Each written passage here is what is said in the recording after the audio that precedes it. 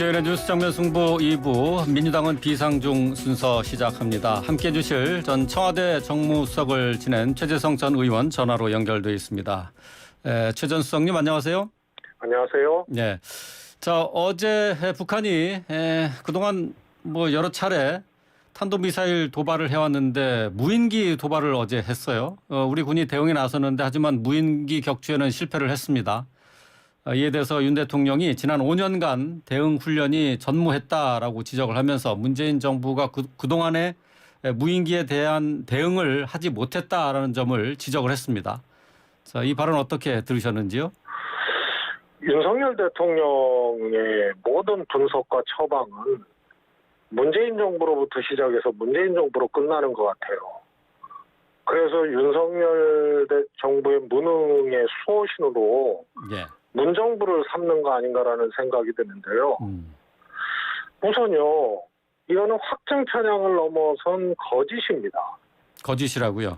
네, 총체적인 이건 인지 편향이죠. 우선요, 작년 1년 6개월 전 문재인 정부 때죠.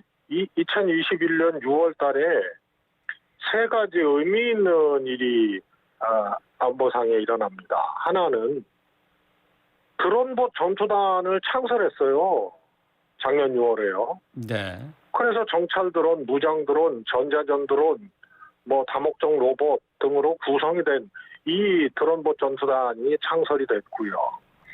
또 레이더 연동된 안티 드론 통합 솔루션이 시범 운영 단계에 들어갔습니다. 이거는 가로 세로 1cm까지의 초소형 드론을 탐지하고 식별하고 그다음에 전자교란 단계를 거쳐서 작동 불능의 상태로 만들어서 예. 이 드론이 군 중요 시설 등에 접근하지 못하도록 원천적으로 차단하는 거거든요. 그러니까 이게 이미 작년 12월에 끝난 거예요. 시범 운영 기간이. 그래서 드론봇 전투단도 이미 창설됐고 훈련도 이미 했고 예. 심지어는 경찰에서 군과 경찰과 민간의 드론 테러 대비한 합동훈련까지 작년에 했고 이미 보도가 다 됐어요. 그런데 훈련 한 번 안 했다고 얘기하는 거는 사실의 왜곡이고 모든 것을 이 정부의 무능이나 실책을 전부 다 문재인 정부 탓으로 돌리려는 이와 같은 이상한 기준이에요. 그래서 대통령이 거짓말하면 되겠습니까? 예, 뭐 거짓말이다고 말씀하셨는데 그렇다면은 드론에 대응하는 전투단을 만들었다면 이번에 활약을 했어야 되는데 그런 얘기는 들어본 적이 없어요.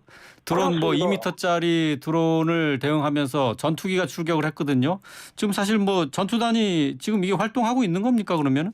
그렇습니다. 이미 1년 6개월 전에 이미 이거는 출범을 했습니다. 했다고요? 그러면 이것을 보완할 점이 있으면 보완하고 강화, 유지, 발전시켜 나가야 되는데요. 운영도 제대로 못하고 엉뚱하게 했단 말이에요. 이게 지금 사실은 이 분단 이후로 서울 상공에 북한의 공중자산이 비행한 것은 처음 있는 일이거든요. 네. 근데 대통령은 NSC 소집도 안 하고 만찬했어요. 그다음에 국민께 안 알렸어요. 그다음에 격추도 실패했어요.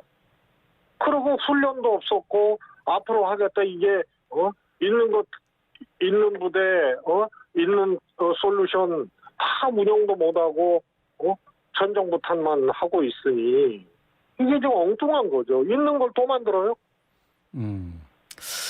예, 알겠습니다. 뭐 드론 부대 조기 창설을 오늘 그 윤 대통령이 지시를 했다고 하는데 그렇다면은 드론 부대가 이미 있는데 다시 또 창설을 지시했다는 얘기밖에 안 되네요. 아니 조기 창설이 아니고 있는 것을 갖고 조기 창설하면은 기존에 드론봇 전투단은 그럼 조기가 아니고 갈치예요? 이게 앞뒤가 안 맞는 말씀을 하시는 거고요. 예. 그래서 이게 확정 편향이라는 게 자신이 옳다고 생각하는 그런 어떤 근거들만 계속 모으는 것 아닙니까? 그런데 그건 확정 편향 단계를 넘어선 거예요. 예. 그런데 대통령께서 사실을 왜곡하고 거짓을 얘기를 하고 이게 정말 있을 수 없는 일이죠. 예. 뭐 어쨌든 글쎄요. 뭐 최재성 의원의 말씀이 그렇다고 한다면은 윤 대통령이 사실 관계를 잘 모르고 지금 말씀하신다는 얘기인데 이건 좀 확인을 좀 해봐야 될 것 같습니다.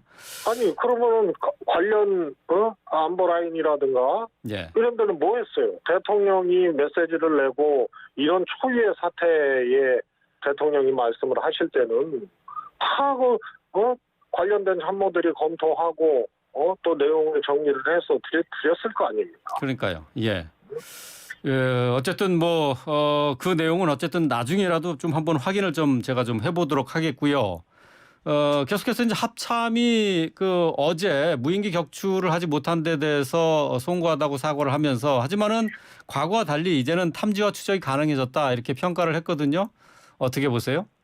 아니 말씀드렸잖아요. 이미 이게 세계적인 기술이에요. 우리가 이미 기술은 갖춰져 있다. 기간을 작년 6월에 시범운영 기간에 예. 6개월 동안 돌입을 해서 이제 시범운영 기간도 끝난 거죠. 이게요 가로 세로 0.01 제곱미터 예. 그러니까 1cm 정도 되는 거죠. 그런 크기의 초소형 드론을 8km 밖에서 탐지하는 세계 최고 수준의 기술이에요. 그런데 이게 2m짜리를 5시간 동안 활보하게 만들고 말이에요. 오늘은 또 세 대를 북한 무인기로 오인을 해가지고 또 예. 경보 문자를 날리고 말이에요. 이게 그러니까 있는 부대를 보완하고 더 강화시켜 나가는 거는 그거는 뭐 그러겠다고 하는 거는 이해가 가지만 예. 분명히 이건 대응도 잘못했고 이 초유의 사태에 대통령은 만찬하고 있고 NSC 소집도 안 하고 격추도 못 시키고 네 대는 어디 갔는지 찾지도 못하고 국민께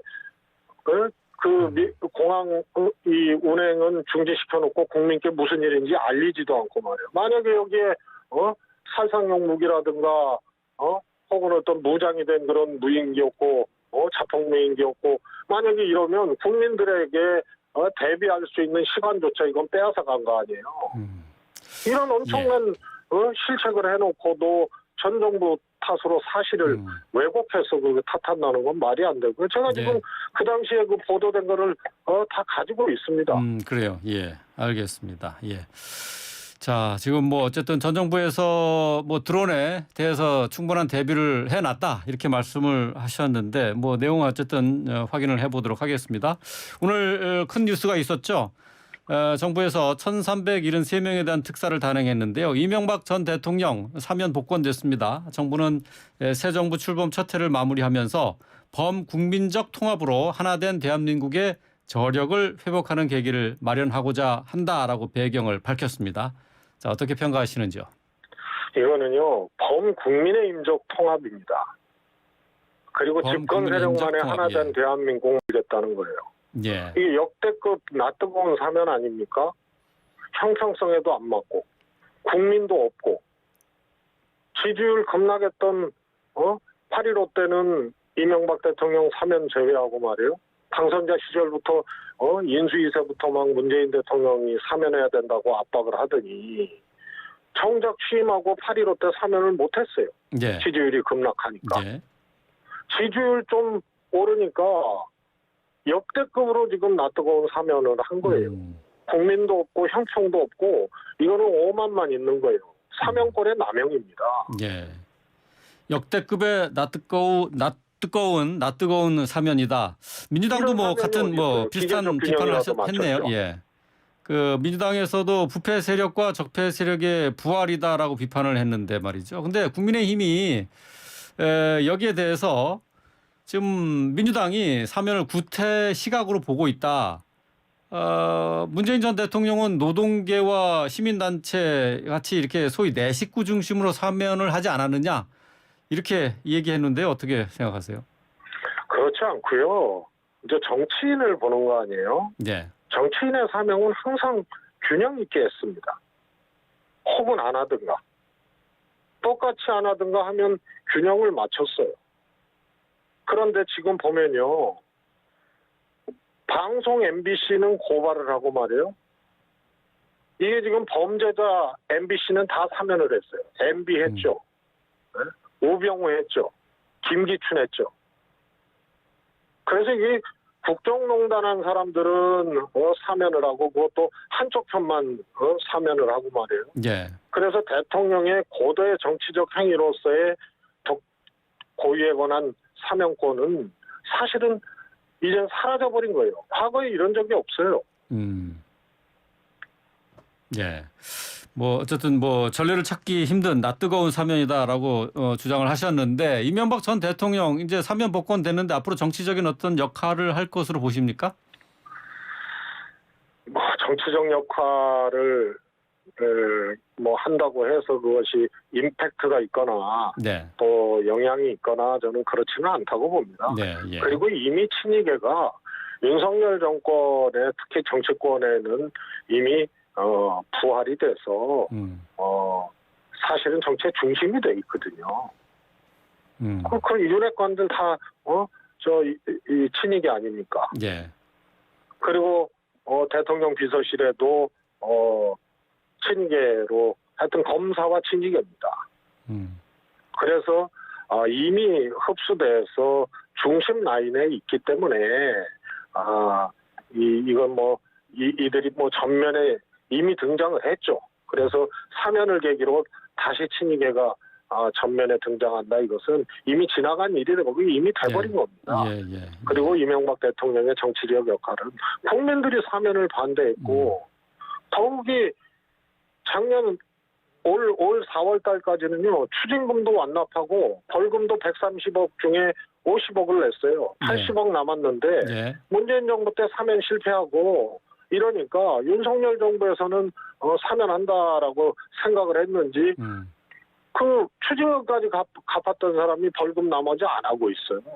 벌금은요. 안 내면은 이건 환영 유치되는 겁니다. 예. 그런데 이걸 사면을 해주고 형평에도 안 맞는 사면을 하고 제 식구 사면만 하고 이러니까 이게 범국민적 통합이 아니고 범국민의힘적 통합이죠. 이거는 새도 양날개로 나르는데요. 정말 형평 2번 하다가는 한쪽 날개 완전히 절단하고 한쪽 날개로만 대한민국 끌고 가겠다니. 예. 어쨌든 뭐 이번 사면 전부터 계속 뉴스의 중심은 이명박 전 대통령의 사면 복권과 함께 김경수 전 지사의 사면 복권 여부였는데 복권 없는 사면이 됐습니다. 어쨌든 계속 이제 선거에는 출마할 수 없는 상황이에요. 앞으로 5년 동안 내년 5월 달에 출소한 이후에 5년 동안이니까 28년까지인가요? 자, 김경수 지사의 민주당 내 영향력에 대해서 관심을 많이 갖고 있는데 어떻게 보십니까? 이제 사실은 지금 복권이 되지 않고 자녀 형기를 면제받은 거 아니에요? 그렇죠. 5개월 면제받은 겁니다.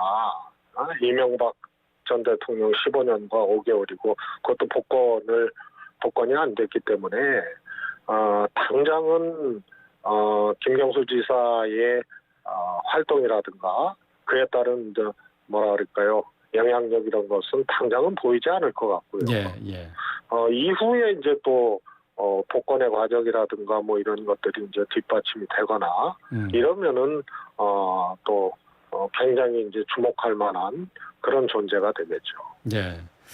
뭐 김경수 전 지사 같은 경우 이제 가석방 불원서까지 내지 않았습니까? 어쨌든 뭐 형이 면제되면서 사면이 되긴 했는데 김경수 지사 입장에서는 상당히 좀 불편한 사면이 될 것 같아요. 어떻습니까?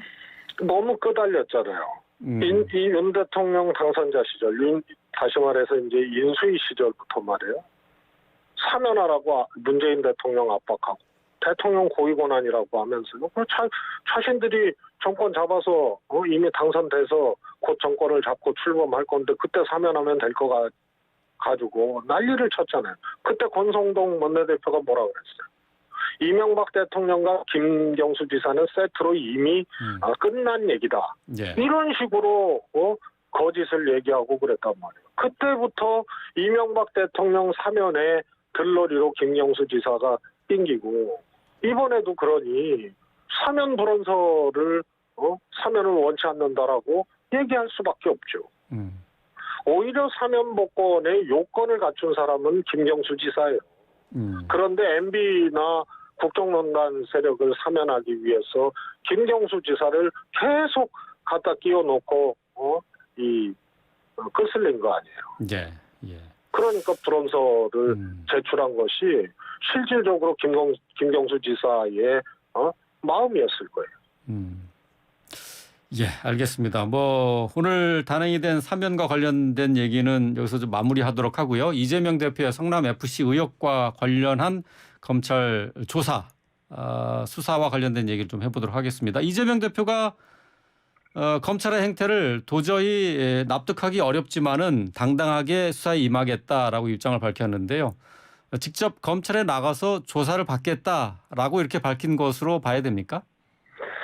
저는 그런 뜻으로 조금 해석이 되는데요. 네. 그런데 이제 방식에 대해서도 협의를 하겠다라는 거를 가지고 이제 여러 가지 해석들이 나오잖아요. 네. 뭐 방문조사나 서면조사 뭔데 방문조사 같은 것은 기대할 수 없고요. 그래서 출석 조사를 받겠다는 얘기가 아닌가 저는 그렇게 조사. 보고 있습니다.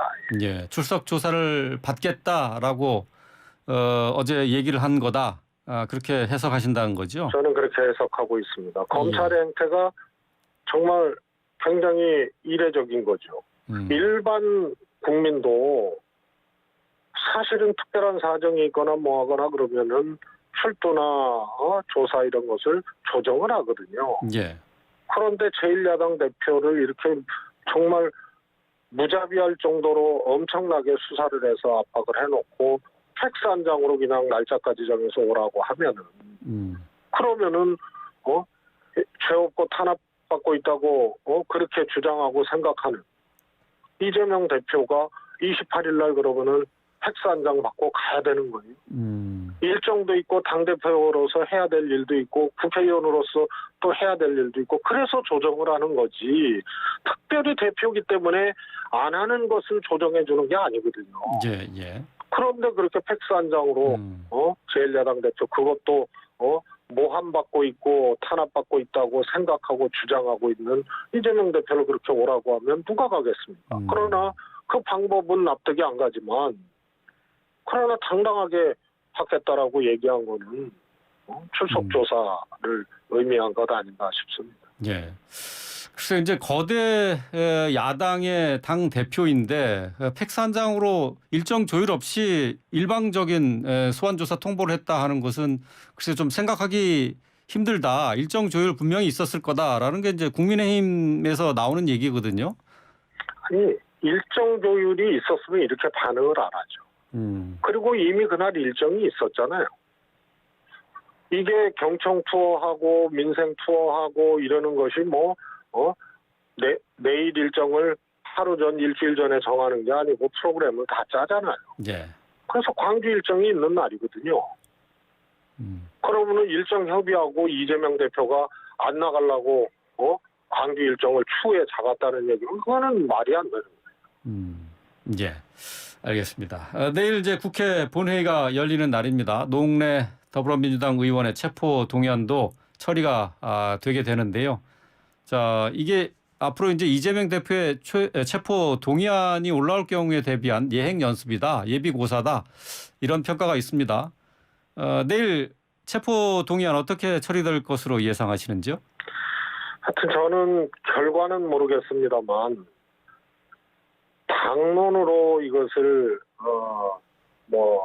부결을 결의하고 이러는 거는 민주당 입장에서 쉽지 않다고 봅니다.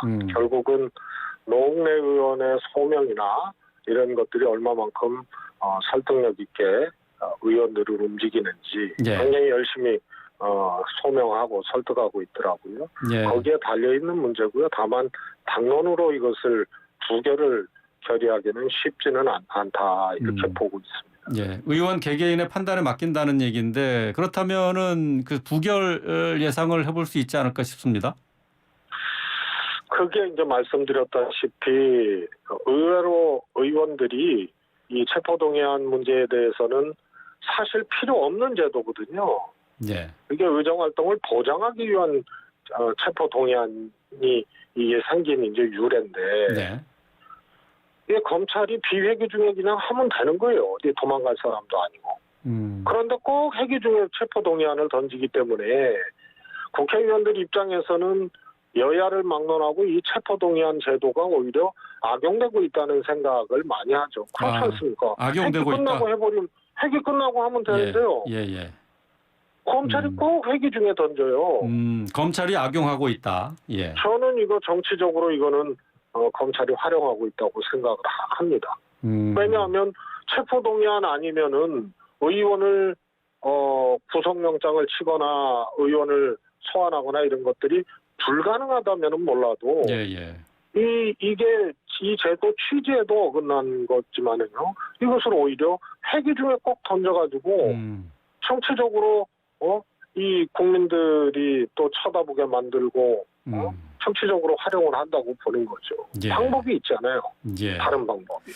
알겠습니다. 회기가 끝나고 난 다음에도 얼마든지 할 수 있는데 일부러 검찰이 시기를 조정을 해서 의원들을 모욕 주기 위해서 체포동의안을 냈다. 이런 얘기가 되겠네요. 검찰의 조사라는 건요. 예. 뭐 자꾸 김건희 여사 얘기는 하는데 도이치모터스 주가 조작 사건도 소환도 안 하잖아요. 예. 또 사건을 마냥 끄는 경우도 있잖아요. 그런데 이게 오늘 안 하면은 끝나는 문제냐? 예. 그게 아니지 않습니까? 알겠습니다. 예. 오늘 말씀 여기까지 듣겠습니다. 고맙습니다. 감사합니다. 네. 최재성 전 더불어민주당 의원이었습니다.